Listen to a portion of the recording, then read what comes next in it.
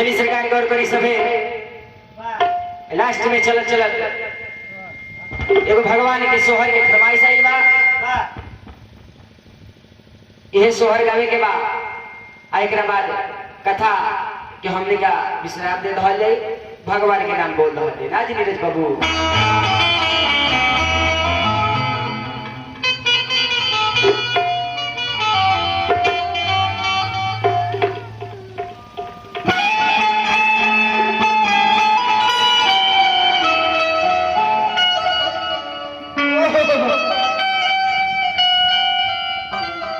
वाह वाह कहे के भाई कैसे भाव बा की कहावा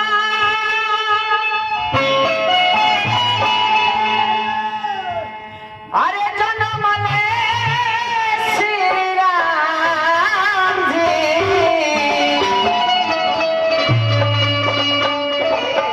अरे की कहा ओ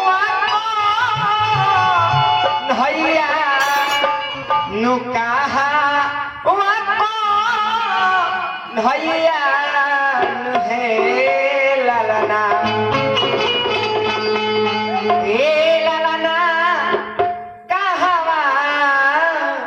जनम ले गणेश जी तो तीनों घरवा सोहर होला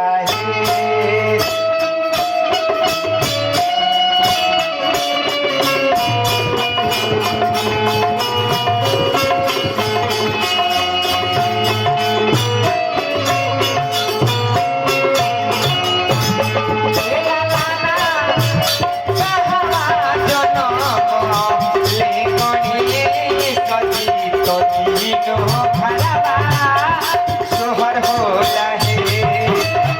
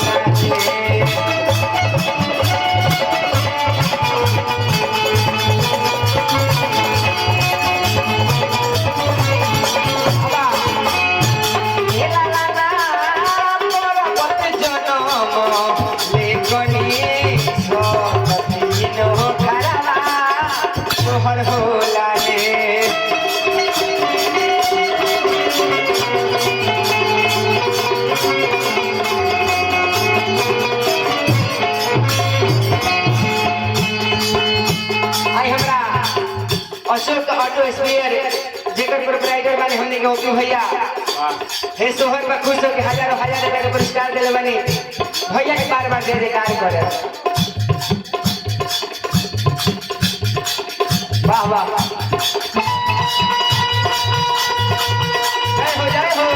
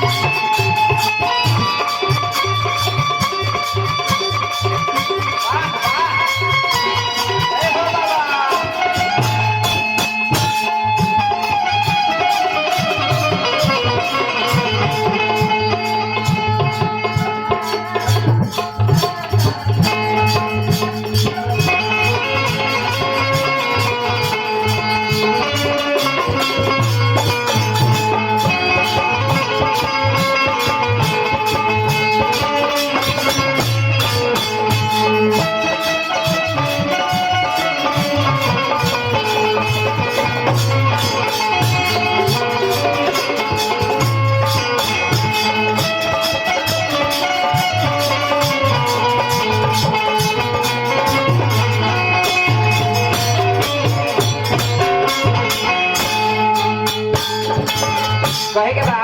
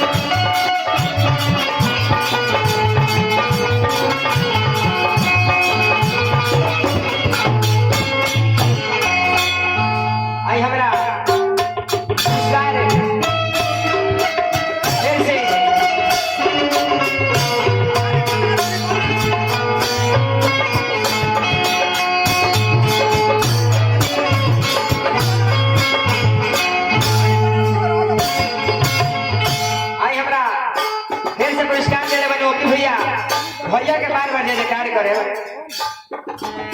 आ कहे के बाद कोसिला के होवे श्री रामचंद्र जसोदा के भैया जसोदा के भैया नुहे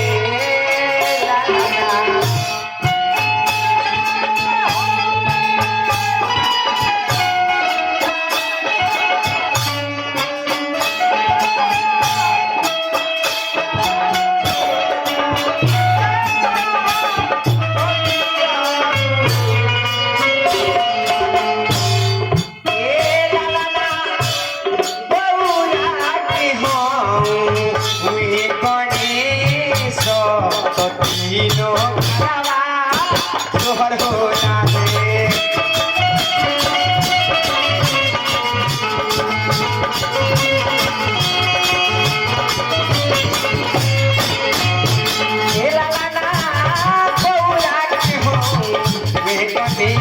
तो तीनों घरवा सोहर होला है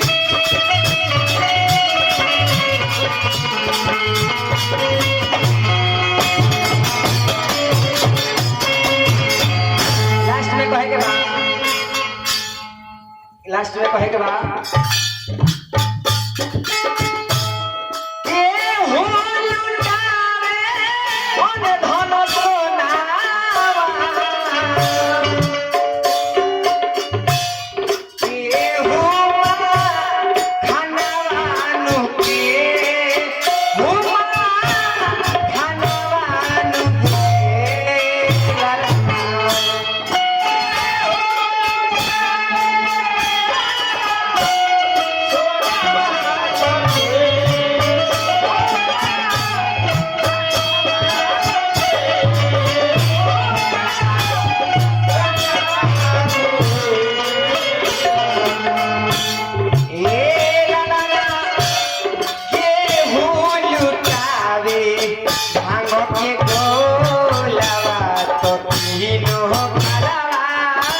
सोहर होला है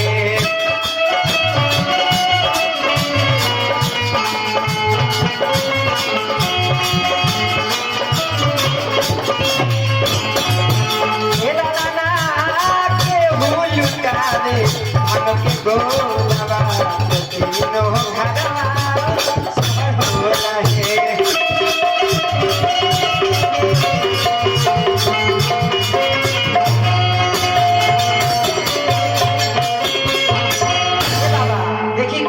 लुटा बता लास्ट में कह चल जाएगा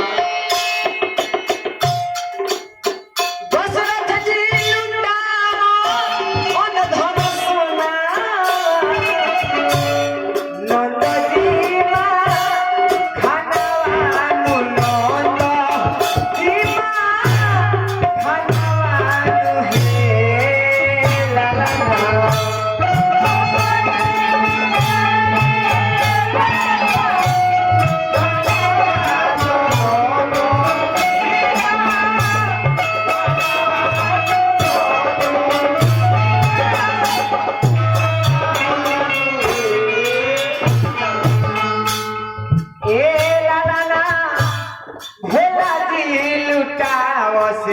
भांग के गोलवा तो तीनों घरवा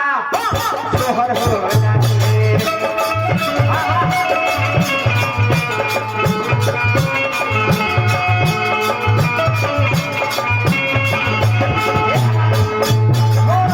भांग के गोलवा तो तीनों घरवा सोहर होला है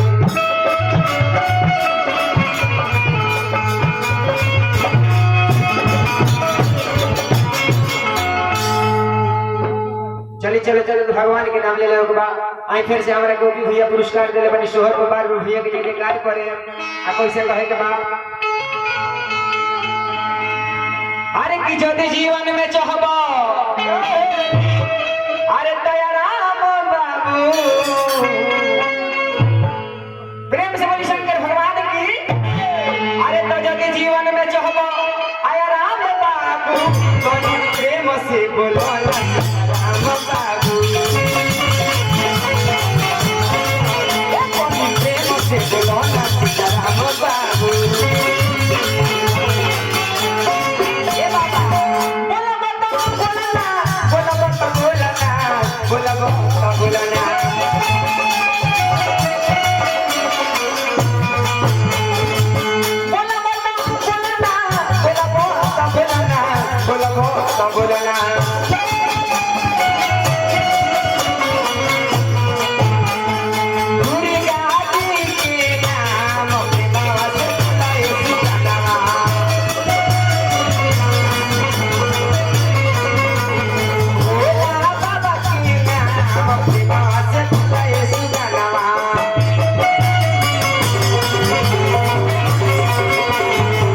हनुमान जी के नाम प्रेमा से